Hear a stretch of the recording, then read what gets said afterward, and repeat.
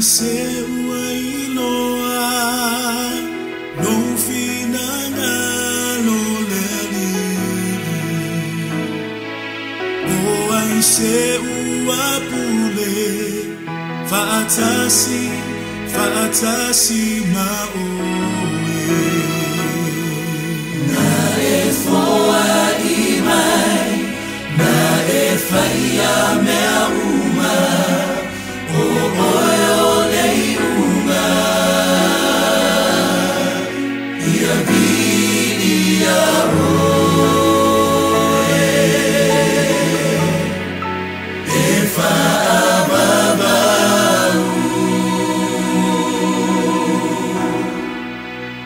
o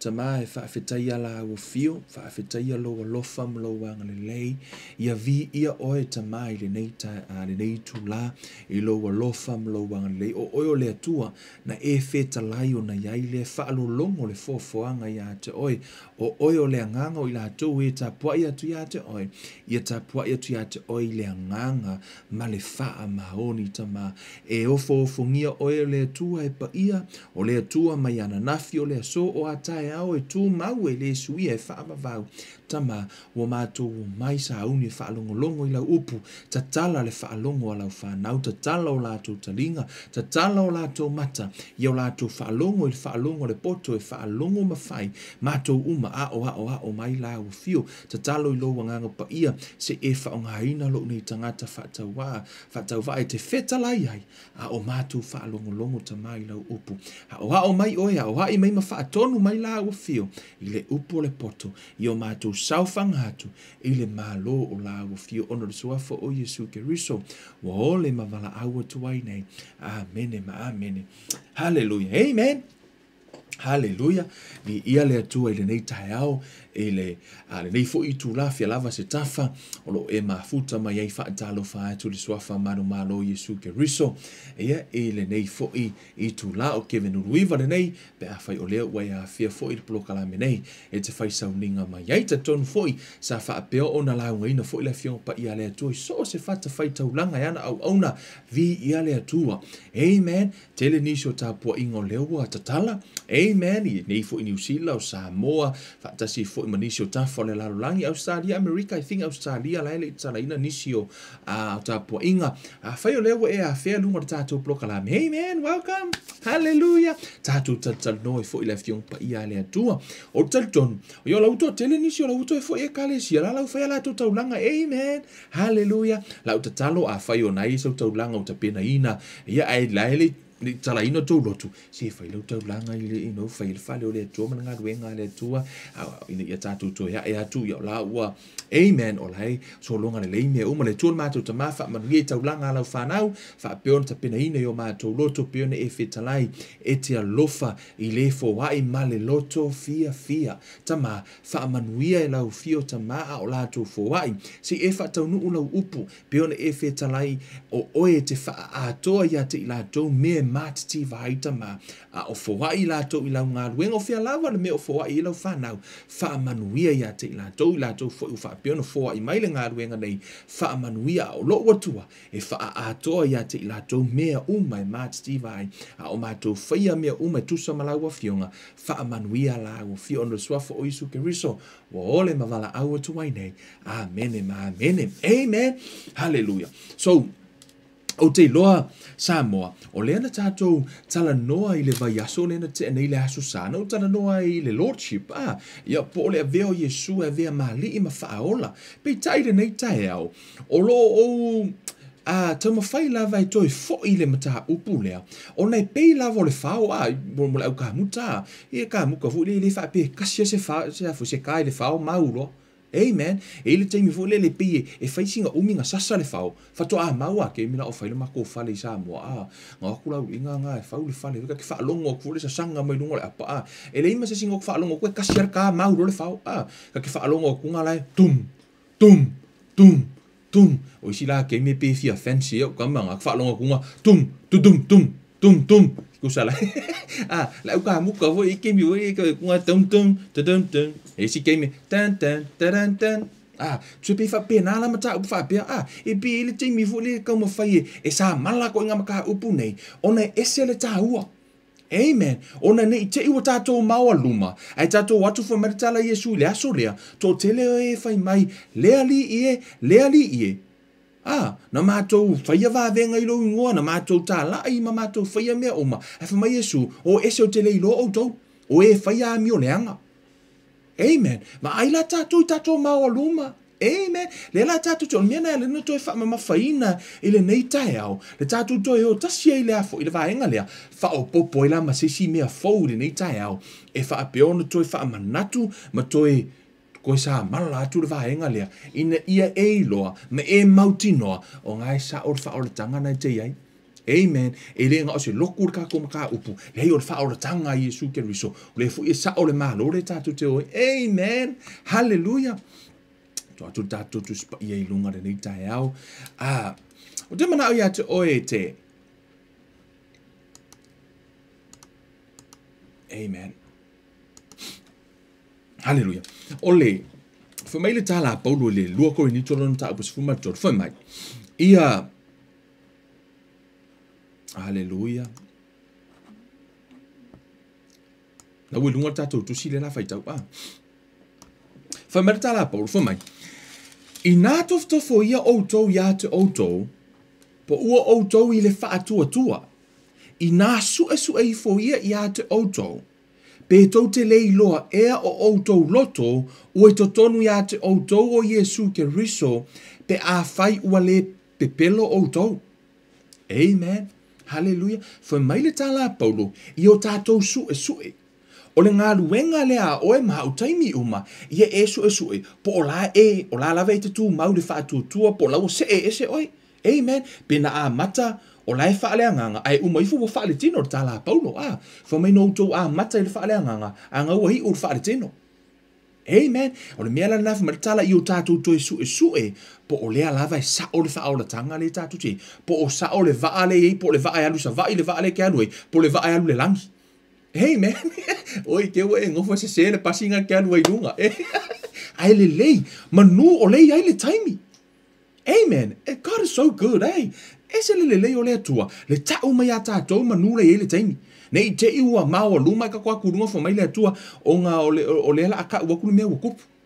Amen. Le nei o langa a toa lava ere ka ua mai le atua e te oi pa hei. E le mawhain tātou whai ele tala nā wa le la a tau atu i a te o le taimi nei. Ia ea sue po o sao pe te tofo pe test. Po o sao le vaa lai te iai, po o sao le wha o le tanga lai te iai. Amen. So Jesus Lordship in your life. Le la tātou tala noi le sante nei.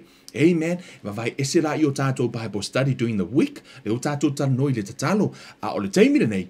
O le o tātou tala noa. O te fia mana o lava o te toi sa malaina le mata upu lea. O le Lordship. Amen. Tātou woi le tusia matayo. Amen. Hallelujah. Matayo no na. Ko mai mala kuspa ia kau whaakalaka mai. Matayo no na mata upu e fitu. Fai upu se fulma de tolu. Ma se fulma de wha. Whetalainga Yesu. Fai mai. Fai mai ia o tau unu watu i le fai totoa. Va piapi. O le fai totoa le unu waile kerisiano. Le whetalainga lea Yesu. Wai leo se so opo se si o Yesu le whetalai. Fai mai. Atu o ia. Fai mai Kevin. Ia e unu watu i le fai totoa va piapi. A wae va tele le fai totoa, e lau tele fo i le ala e tau watu i le malaia. E toa tele fo i la tau o e ui atu ai. A wa e va piapi le fai totoa, e lau i titi fo i le ala e tau watu i le ola. E toa i titi fo i la tau o e maua. Fo mai e toa i titi la tau o e maua le ala lea. O oe le te mafuta mai, o oe le na o le te le ala lea, ala i titi. Let's speak by faith. Amen. Ono le la fa ilo atu ya te oile fina ngalo le atua. Hallelujah. Amen. Umalole ona fa ilo a Yesu le mea matau tia le fo me le titi le ala u ya tu le ala u mar ku wai fa penge ke leo makola so me. Allah tala no lo Yesu fo ile fo mai ino e te ilo ai o la to fua te ilo tangata yo la to fua. Amen. Le ola yo la to fua. Amen. Ma le o langa lai o lai. E loa o ilo whaatuatua. I le o langa lai te o lai. Amen. Alola ia. Ho o mare whai upelusu matasi. Whamelo matale su whamai. E le sa o atu i le malo le langi i lato o e whai mai i a te au. Leali ie. Na o le na whaia le fina ngalo lo utama o i le langi. E to a tele lato te whai mai i a te au. I le aso. Leali ie. Mātou tele i perofetane e i lo ingoa. O lo ingoa fo ina mātou tūria ai te moni. O lo ingoa fo ina mātou whai ai vāvenga e tele. Amen. E le o tala noa Yesu i tangata lai tūtui au kawhola au wala malamu ala ko purukamu ma. You know, e le o kala ngoi kangaka o lai ka whao solo leo langa ringi la ko meo whaia. O lai tala noi tangata lo lotu. Tangata o lai la unga tuar pure la. Tangata lai no nofo mwha longo i le upu ale atua. Le tala no fai upu lea. Amen. E le o se wha masino la le whai launga ia te o te aona. Le o le whai loa tu ia te oi. O le fina ngalo o le atua. Amen. Hallelujah. Whai mai la ia. Ona o tau tino atu ai le ia te ilatou. O te le iloa lava o tou. Ina o e se ia o tou ia te au. O tou o e whai mai. O e whai a mi o le hanga. Hallelujah. Amen. Hallelujah. Ma nei ai o tātou puloka. O te lolo o tupu lo wanganga I tātou mata upu I tātou tatara no ai. Amen. O leo te valia tu ngā tai ana no toi pa ia mata upu vai aso den te nei. Tu so o ma tu le ma vai afu. Ma vai aso nei. Tu le tu sia Luka. Amen. Luka lo na mata upu e ono. Foi upu e fa ono. Hallelujah. Foi upu e Amen. Foi upu e fa ono a.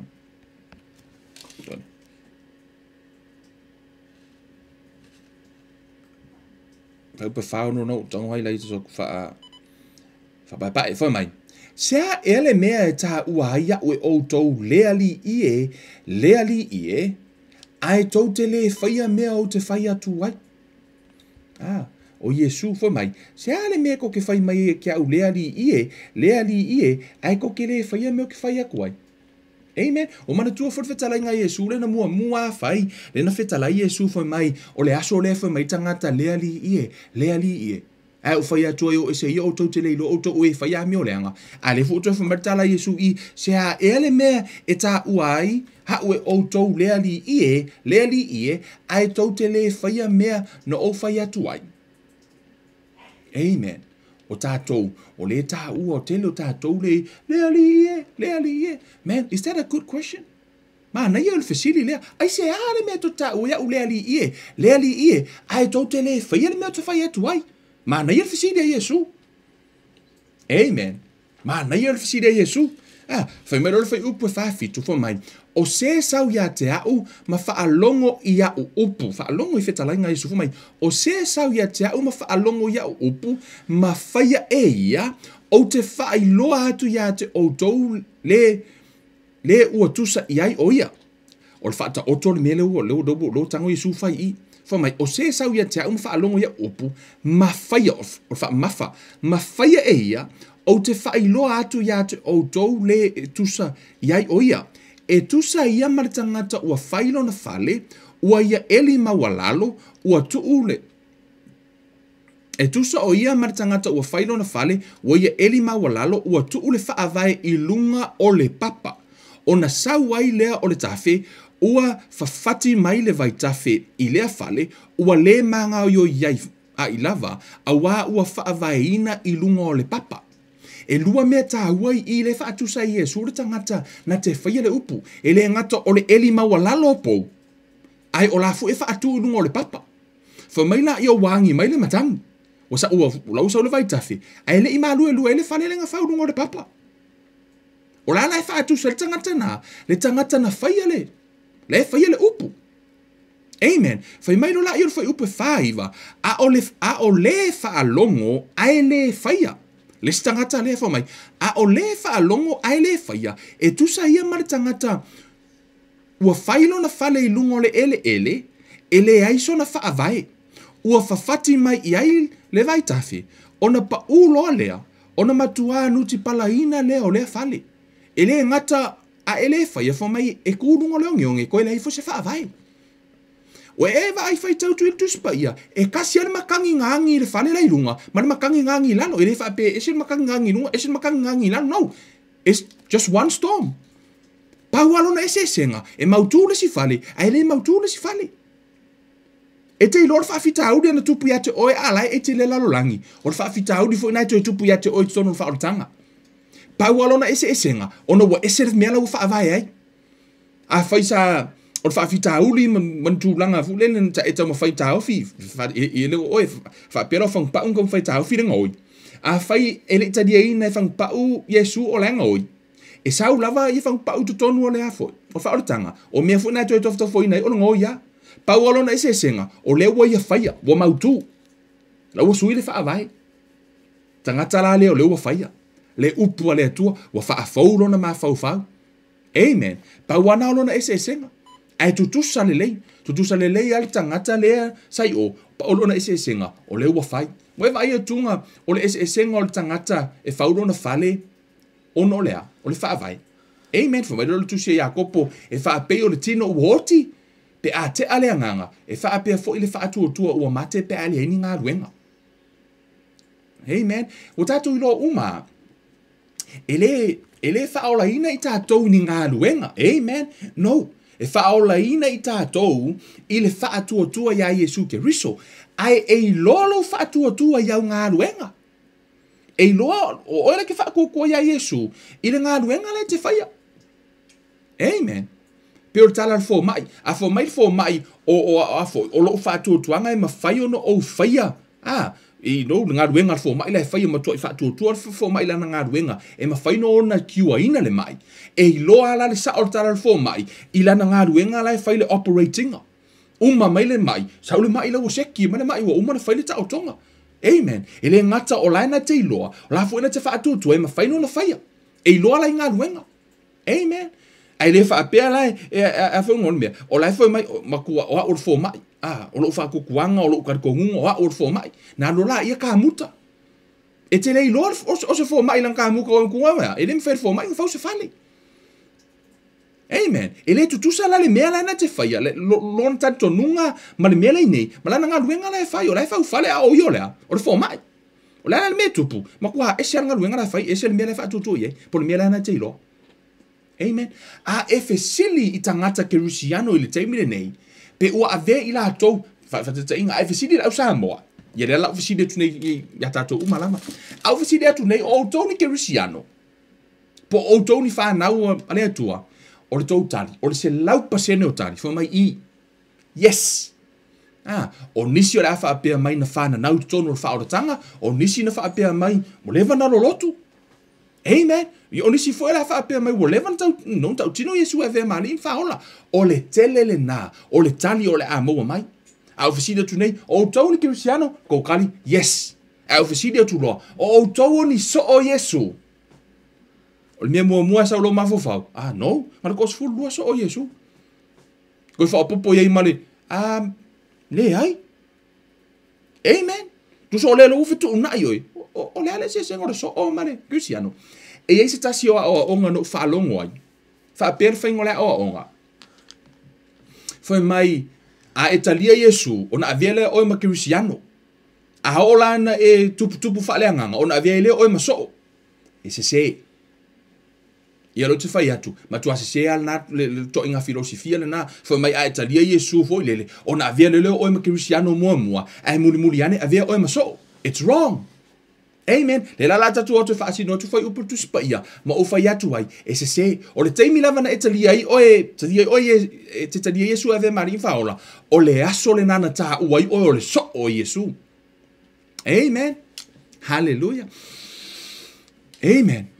Le la tatu o tali le fesidi o le hal meta o Cristiano o le hal meta o le so ma tatu watu pe o me whao popo le na uto e pa i le vaso le tenei to o tele i la tau o e na ma tu o fo ili tu si a Roma fo mai a faito tautino i lo ngutu i le li o Yesu Keriso ma tali tonu i lo loto ua toi fatuina mai o ia ele atua na ye uoti e faola ina ai oi o le foi upule na to o tele ia ua mga fai akor karo faola kanga yes Yesu o oe mato li imro mato faola o le faafita auri le taimi nei ua kaungo fia kere le kala lei.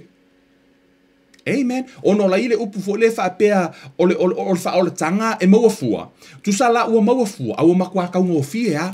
Tu sa nga o kalia o Yesu o pe fa tautino Yesu e ve mani ima fa ola. Ai le ola. Amen. Hallelujah. O tu si la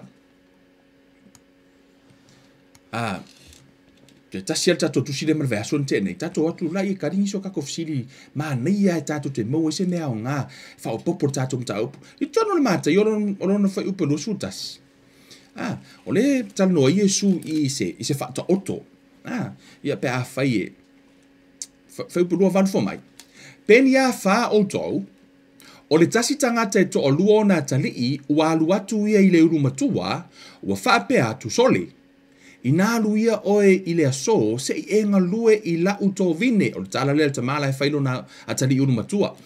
Ona tali mai ai lea o ia, ua whaapea mai, o te musu, famile ai. Ai muli ane, ua sala mo ia, ua alu. Amen. Lo alu, ai langa nga musu mua ala alu. Famile lai whai uputos fulu.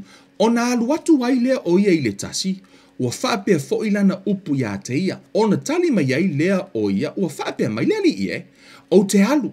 A ua le alu lava ia. O ai ea so la ua na whaia le loto olo la tama. O na lato whaapea atu ai lea ia te ia. O le ulu matua. O na whaapea atu ai lea o Yesu ia te ilato e moni. O te whai atu ia te outou. E mua atu te lo na mawhawhine tari tane ia te outou. I le malo o le atua. A wā na sau yo ane ia te outou i le ala o le amio tonu. Ai tau te lei tari tonu i ai. Ia te ia. A ua tari tonu ia te ia te lona mawhawhine tari tane. Ua outou i loa foi. Ai le i muli o na sala mo outou. Ina ia tari tonu ai ia te ia. Amen. O leo fa martala Yesu, na ora tangata na whaia. Nei, o le wha masingo arko o kele, i nei tangata o lai ola i leanga sala. Nei whawhine tari tane, o nei whawhine o lai whaia leanga sala, ma tangata o lai anga sala. Amen. Le wha apea i o le lai, o le whaangau e ke vai, e whapengi, le whaingo tala. E wha martala Yesu, muli ane, o sala mo kangakanga, o mai o le maa lo le langi. Lea lava e whala au kako lea li ie, ai tātou te le o lai. Amen. Amen. E leo tangata umala e wala au lea li ie. E oi le malo le langi. Amen. Le la tatou wo. Ua. Te mana oe. Tatou wo mo mua e tari le fesili. What is a Christian? O le ale me ta o le Kirisiano. O upu ia le la walu e au mai. A e lo wingo upu nei. Ma e lo le mata upu ta haole nei. O le afasa o loto ai oi. Amen. O le asui e foi ia lo tari tonunga ia malau va ai le fionga pa ia le tua. E to tono le tusi anga luenga. O lona mata upu se fun martasi. Lo ta ua le vai aso le nei. Le fai upu lua ono. Lo ta ua le vai aso le nei. O le upu ke risiano. O le taimi mua le fatoa ta ua tono le tusi pa ia. Le upu Christian. Amen. Ai o le taimi lea. This is 11 years after Jesus walked on the earth. Lona winga, o le taimi a toa lava. Na whao ngai na ai le upu so. Ai si tatu wa ai. Na le wha tolu lava 3 times. Na ta ua ai le upu Christian tutonul tu spa ia tutonul thianga inga fau. O the whole Bible. Na le wha tolu na ta ua. Amen. Whamaila ia. Wana maua o ia. Ona au maia lea o ia I Antioka. Ua le wha atasi male e ua la whaatasi male e kalesia, ua atoa le tausanga, ma o atu I tangata e toa tele lava, na ulua I ngoa foi le au so, o le au so. Amen, le au so o Yesu mai. Na ulua I ngoa foi le au so o Kerisiano I Antioka. O le Kerisiano, o le upu Kerisiano, o le upu le na wha ngoa I tangata wha pau le au so. Tangata le peio Keriso. Amen. Hallelujah. O ila le tusi lea, o le taimi mua lea na whaongai na ile upu Kerisiano. Ai ole winga po ole tu e tauna va ai e tatou. Ele na o se Kerisiano fo ile le peo Kerisiano will taimi nei. No, they are disciples. Peno fa yatu, au fesida tu nei ate o tou. O tou I Kerisiano, o tou tali I. Au fesida yatu o tou ni so. Varu role ulo lesi. Amen. Ile ai mo ia. Ia, lai ma fa isi o so o Yesu, o so ona. No, o Kerisiano, o so o Yesu, tangata e pe o Yesu. Like Christ. Amen. Hallelujah. O le matayo. Hallelujah. Te mana o ia te o e fa mau tu. Lau filinga, po ai te muli ai, po le afoi, tofo, po saole. Po sa ole Yesu le kako ke ai. Po sa o kako ke disiang ole ngi. Foi o sumar valo na luz fu fo mai. Foi o sumar valo na luz fu mai. Ona maliwa ne ai leo Yesu. O feta la yatu ya te ila to o fa pe atu. O tu ina mai ya te au le pule umalava ile langi male lalo langi ole nei. I o to o atu e fai no umalava ma so o. Amen. Yo to atu e whainu umalava masoo, ma papati so atu ia te ila tau i le suafo le tamamara tali i maleangang pa ia. O le whaato nunga lea Yesu, e whainu umalava masoo, soo ai, soo Yesu. Eleni soo le au soo. O soo Yesu.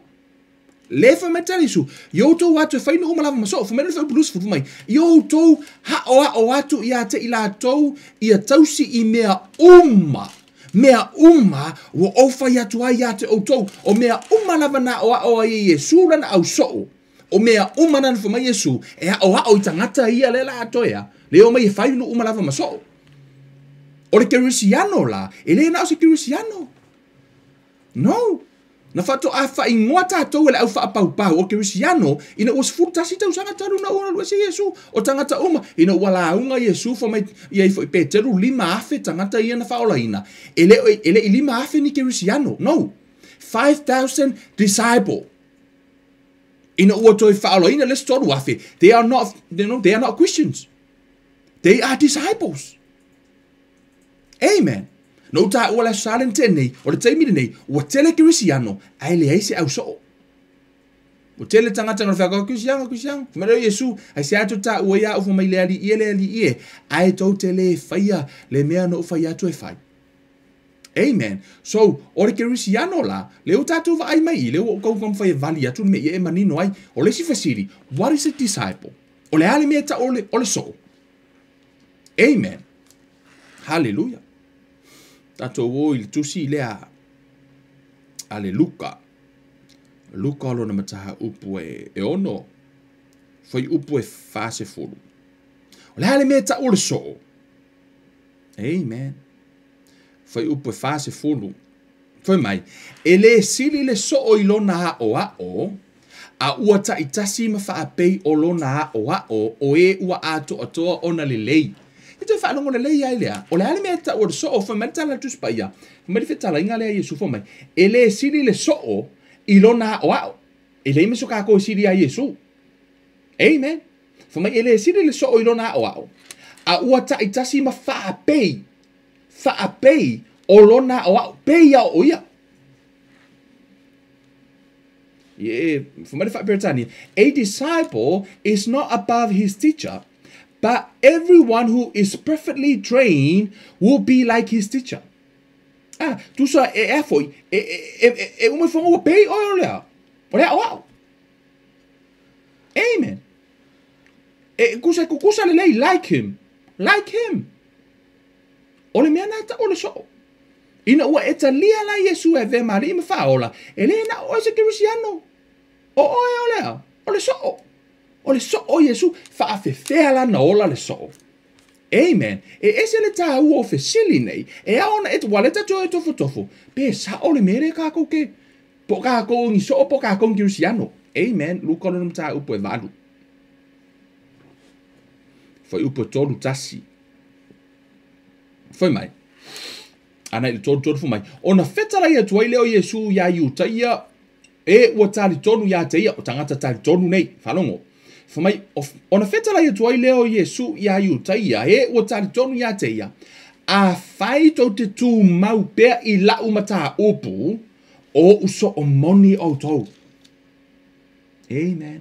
Fomai a tātou tu mau i lana mata upu ona so o moni i tātou.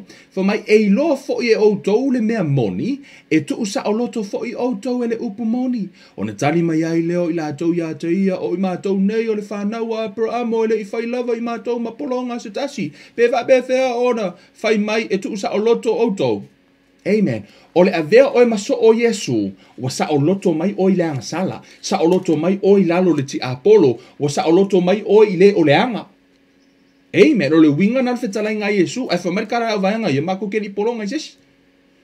Amen. La la ve fa le tino le mafo fa. Amen. Ole taimi lava na etalia Yesu, wa e sa o loto wa e fo me we tu ina mai ti tatou le mana ya, e pu le ai leanga sala, pu le ka ko le. Tatou te manu malo ai leanga sala. O lea na o tātou tangata manu malo, o Yesu le tātou se muli ai. O ia o lea tua manu malo. Amen. So, E tā ua lalo tātou I loa o whetalai ngā Yesu. Le fu ni tā ua le mātai o vaenga I o te manau ia te oe e se le tā ua o lou I loa. O te loa na e whaitau ai, a le lātou e whaitau atu ina ia e loa, mātai o sifuru matasi, au ni ngalo ia te oe, whetalai ngā ia Yesu wa fomai e le mawaila na upu. Amen, whai upu e lua valu. Whaasoro I fomai, ia o tou o mai ia te au, o tou uma o e ti ngā inga mamafatia ia venga. O au foi e malolo ai o tou. Fomai le whai upu lua iwa.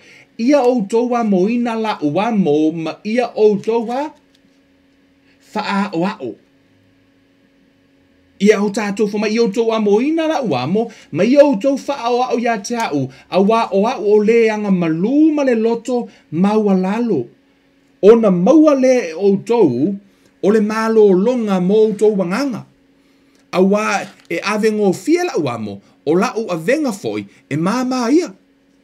Amen. Fomai Yesu, I o tātou wha o ao ia te ia. E amo la ua mo. Amen. Ma wha o ao ia Yesu, fomai ea, o le anga maluma loto mawalano, e leo fomai Yesu, wha o ao mai a tea o le whai vavenga. O ao o le atali o le atua, pe wha o ao mai tea o maka ukia ula unga ma o onga, no. Mea tā ua fomai, tātou wha o ao ia te ia, le anga maluma le loto mawavai. E whiri Yesu e iloa ngai e tangata, I le anga maluma le loto mawalalo. E le whiri e iloa ngai e kangaka se maka ukia o songa poko mangi mea ki kele ngai e whaia. No. O lai whiri ia wha o atu Kevin, wha o atu alofa, ia lau ka moleota, wha o ma atu. Amen. Tātou umalavolo mafu, wha o atu tātou miskopa, wha o atu ofisa, wha o atu ia te ia. Ona so. Like him. O le aso lea. Ko kere la au kirisiango o le awha iaku ia Yesu, na mato wala au ia te oe. But the problem is, ele o ilopo rai mea ka o kirisiango, rai mea ta o so. O le aso na etaria Yesu e ve mari imfaola. O le aso le nana avei oi maso. Amen. O le vaenga la leo te fia tala noa I le teimi le neo. O leo te tango te au mai le vaenga. Le mea faude leo te wha o popo tatou. Ma taha upu malava yaso. O le a slave of Christ. Amen. O le tatou o mua au mai le upu le na. Efeso. Te mana o e whaapupula o e ile tari tonungo le au so o na ile amatanga. I te tono le Efeso. Efeso no mata upe ono foi upe lima. Foi mai. Palongo le whaingon o tala le mai. O tou polonga.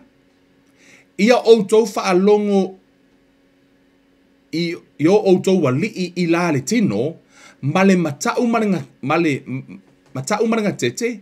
I le wha maoni o tou loto e peisea I ua whaalongo ia ke riso. Amen. O le so o tai le upu polonga lai lunga. Le whaingo o le afoi. Le whaonga ino le upu polonga le la umana o e whaonga mai. Fo mai o tou polonga, ia o tou whaalongo ia o tou wali I la le tino. Male matau, male ngatete I le wha maoni o tou loto e peisea I ua whaalongo ia ke riso.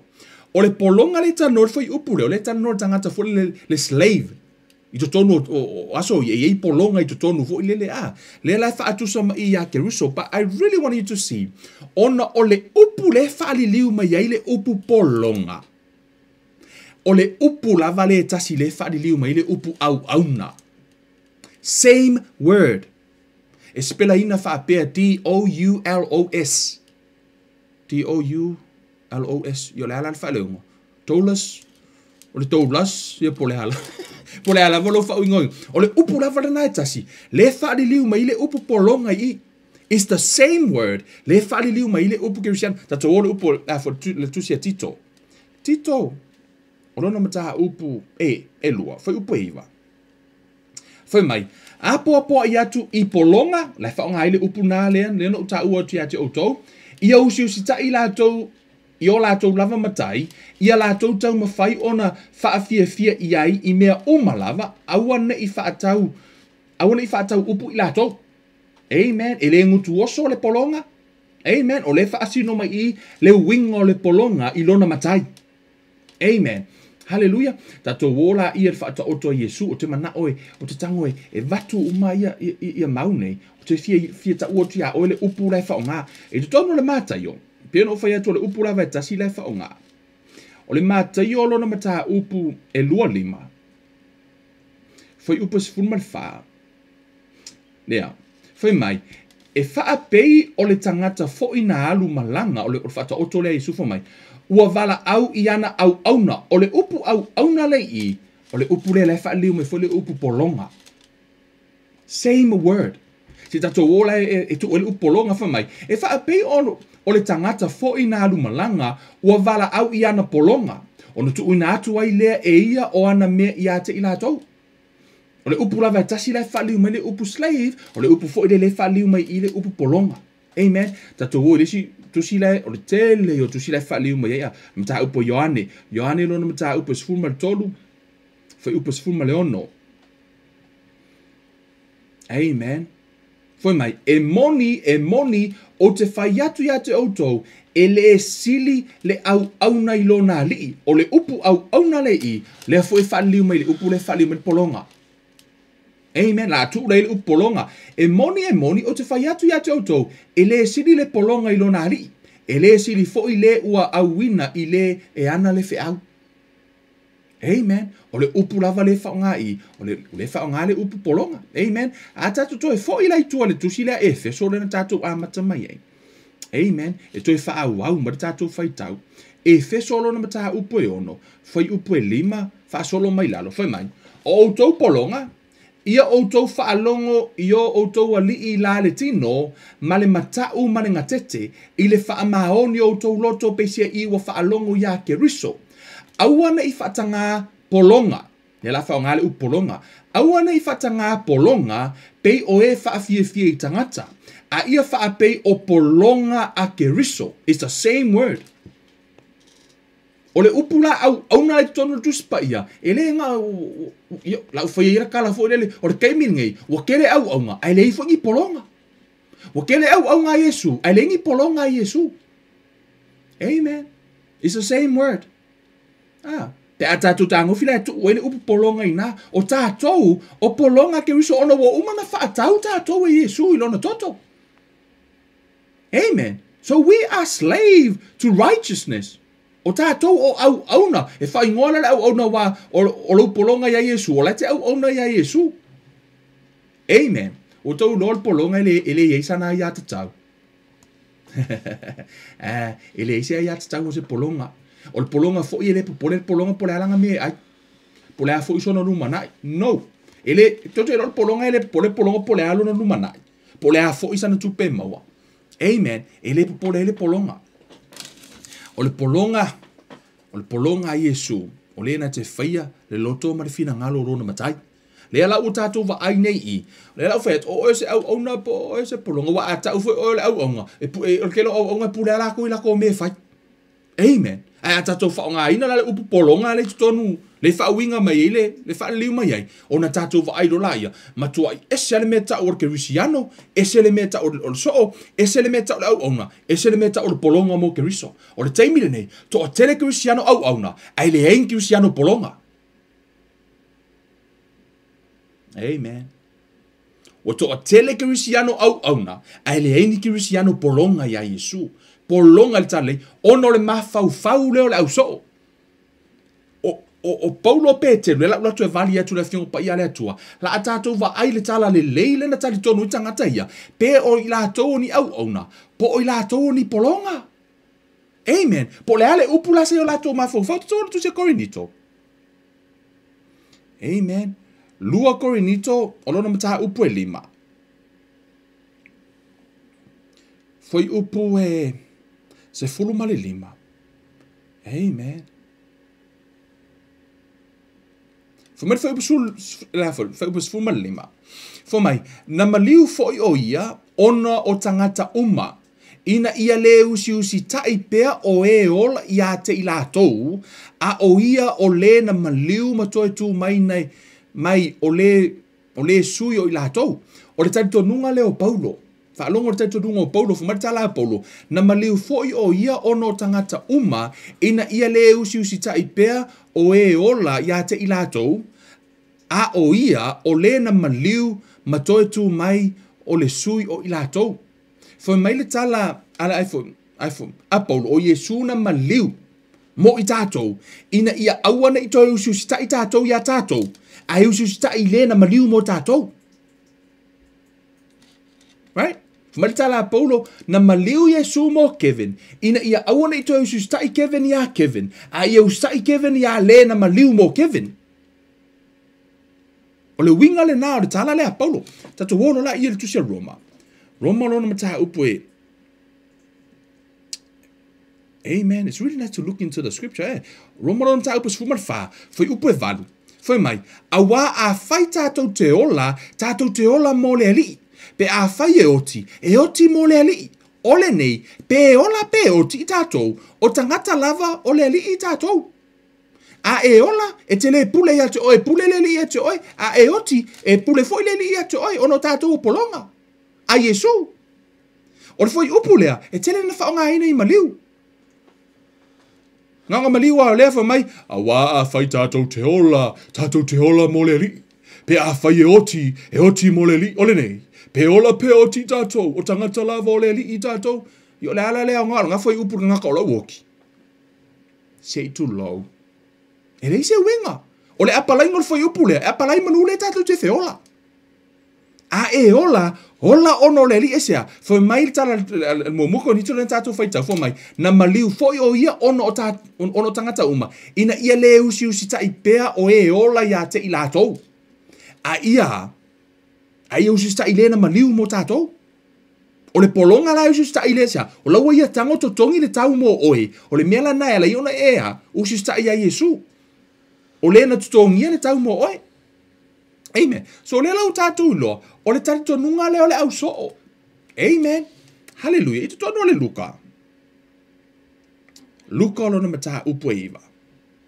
E ile si e kale sianga, ke sau e whamaia, e nisio whamakeilo. O isikangaka, waranga le koe mai le loko. Whamailanga ua kele foi upor kuspa ia la aunga, le whewhi au. Kusa a kele foi upor kuspa ia wale fio mai le loko. Hey, pau ala la upa kako ke whiola i kau kere ola ngi status nung on Facebook mangi uspepa mai skulanga. This is the only word that gives life. Ia le ola le loko whai kau kuspa ia. Tono o luka iwa whai upa lua tolu ana ile lua lima whai mai. Ua whetala i atu ia i tangata uma. A fia muli mai se tasi ia te au. Aua leo si stai o ia te ia. A ia ave e ia lona sa taru yaso fai so. Ile muli mai ia te ia. Ia muli mai ia te au. Amen. O le feta lainga le Yesu whaalongo. Kevin. A e fia muli ia Yesu. Ia whaapeo na aua le toi usistai o ia te oe. A ia ave i lo sa taru. Yaso fai so. Ia me e muli ele ia Yesu. Amen. O le polonga la. Amen. Pino fai aku, wa kere fo au kau lengi polonga mo Yesu. Tangata ya, wa polonga i le ami o tonu, e le na te le to e fai ala ngasala pe kau mo fai e fai wale to e sona sa o tonga, e fai ei mea ngai wha malia lau langi, o lau wa polonga e wha malia e lona matai. Wa? O lau wa vema polonga e wha malia le na wala auina o ia. Amen. E kele a me mga oile kingo mga oile mafau. Ai le mafai sea. O no laua polonga e wha amalie le tangata e to tasi dena tutongia le tau. Lona matai. Au ale a vea le sa o lo tonga le o tātou moa i le wha o le tanga. Ma a upenga le anga sala. Amen. Hallelujah. Tu e wha sa o ifo le tu langa le wainei. O le tali tonunga lea o le au apostolo. Umare tu tonu tu spa ia. Sa tali tonu ia le au apostolo. Ile na maliu o la tau o polonga Yesu. Ale na tatu fai tau rufuma tala apolo ele toi o la. Au ke riso o ola i tutonu ia te. Amen. Hallelujah. O tātou la o polonga ke riso. Peno fai atu. O le upu lava e tasi lai whaali liu mai ele upu au na. It's the same word lai whaali liu ele upu slave. Po le polonga i tutonu o le tu spaia. A o la na tātou whaonga ina ma tātou wa aile i tūna. O tātou i loa. Le mele wai nei. Peno fai atu. O lau talia ino Yesu e ve maali ima whaola i le teimi o le tu spaia. E tu sa e talia Yesu. E mau ki ngoa o le si yaso e angi pe kau, e angi solo. You run for your life. O le risky o le teimi na teimi talia Yesu. E talia lo Yesu, no wingo la ye fo sinio, le fo. Persecution fo le totono le kalesia. Al temine, wa ka ko kalia Yesu, ai le yangi me okupu ya ka ko, fa fetai la ile atua, praise God. But that doesn't mean ola sa loko ya ile sa loko nga fo le fa ile nga sala. Amen. No. Tama fa ye ola fa pa ye ina ilumo le atua. Amen. O le polonga ai. Polonga Yesu. Le wa matantatu va ai nei pe no fa yatu. Wa tele Cristiano ai le ai se au so o Yesu. O le aso na etalia Yesu. O le aso le nana aviei o ma so o Yesu like Christ. Wa e ola e tau ma fa ye fa amalie o le polonga wo umana fa tau mai Yesu. Le fa matala tu spa ye na fa tau mai tatou. Mai lea nga sala ma fa fanonga. Wo umala na totongi le tau. O lou fa o la tanga a to tongi la le tau o lono winga o la wai lalo Yesu e te ola la ma o ola fa amalie le tangata na fa atau o oe tangata e onga le kupe ma le totore na fa atau mai oe ma o le tatoa fa o la tanga le na pe no fa yatu o le polonga e le yaisa na ya tau e pule ai lona matai o le polonga e le papore pe fiese kupe konginga ia. Amen. O le polonga. Ele popole le polonga pole alo na lumanai. Yeah. O le polonga. O alsu ele wingo le polonga il temina au mai. Ele eisi. Wole to yeisa na ya tau ya te ia. Wa pule ilo na matai. Fai atu matau nga vale na vale. Mele na ala ya ona fai atu Yesu. No oanga o la uso o la o feoki. Ai fa marita la futuspa ia. Wo o la to wola. Wole o toi popole ai. Asea, o ngola ko polonga e o ai lo wola e kele pole la o polonga Yesu.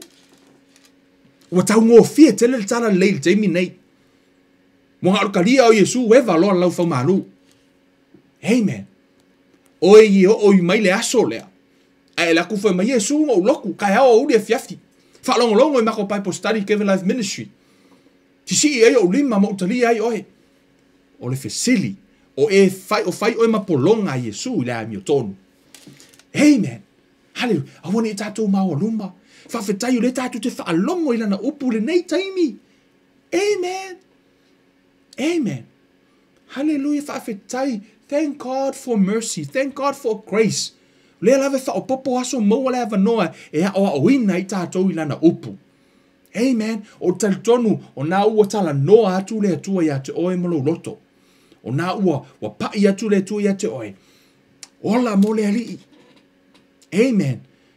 Hallelujah. Mai tala tu spaia. Mai le tala le tua. A vevela ma lili. Ai au le fali unga lua wai feanu mai fafo.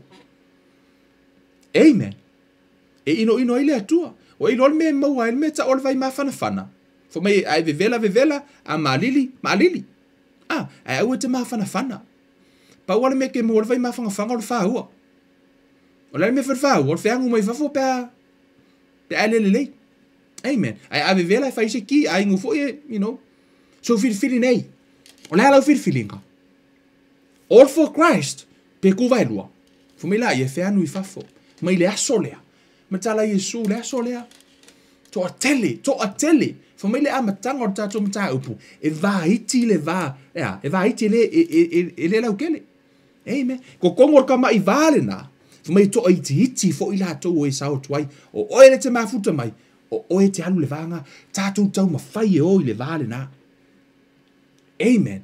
Matala Yesu le aso, e loa o oe o le so o mo oe Cristiano, e loa o I fuolo o langa.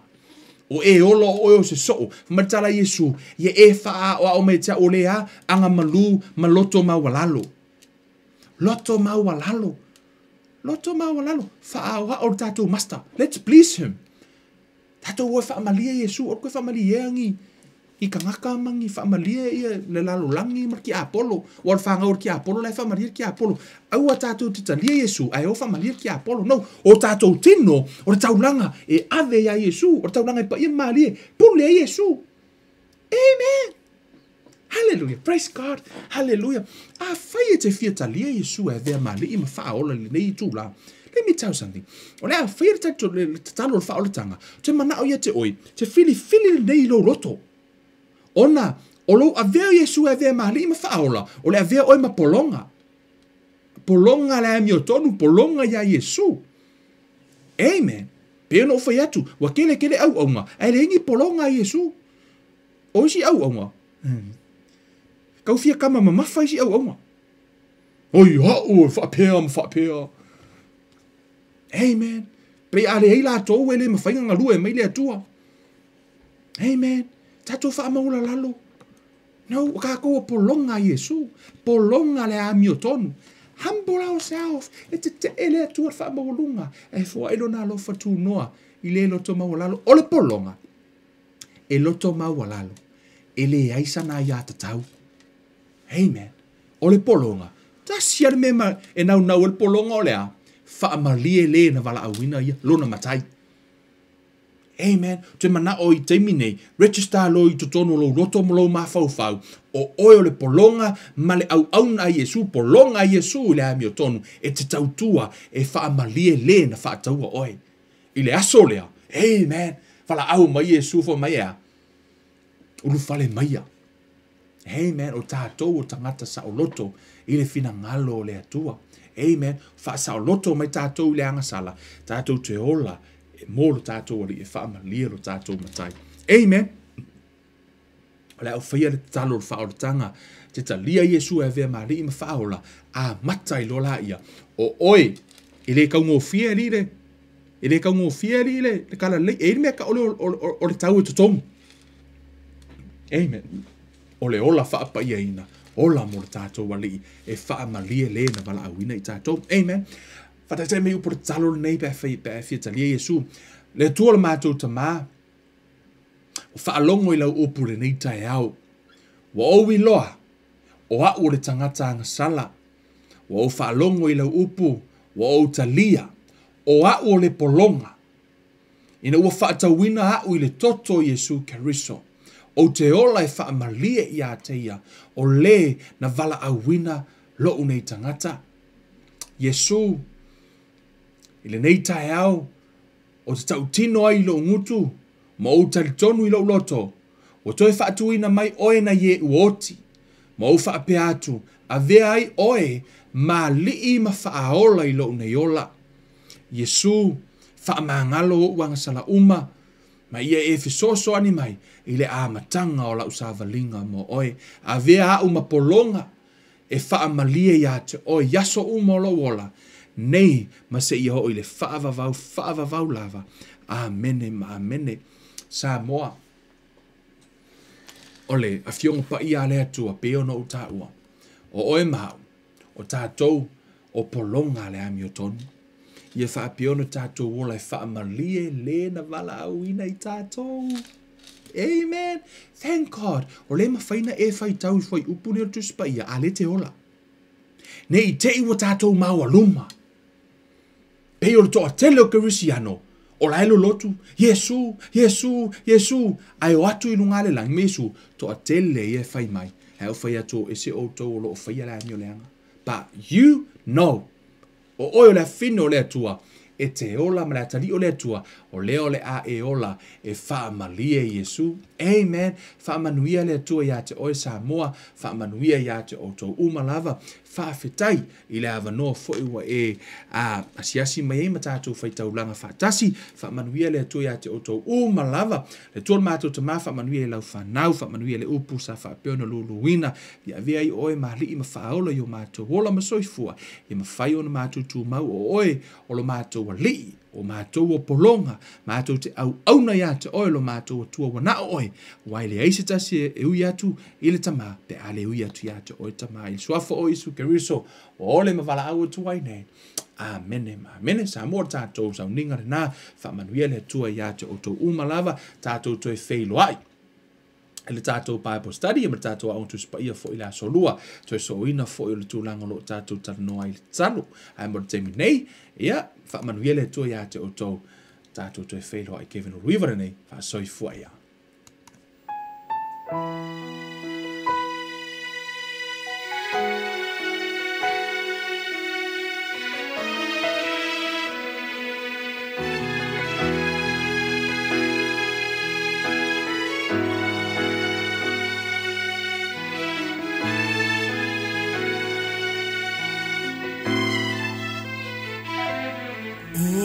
Se ua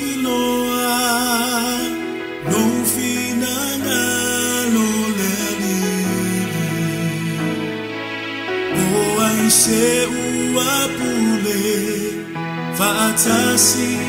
Faatasi mao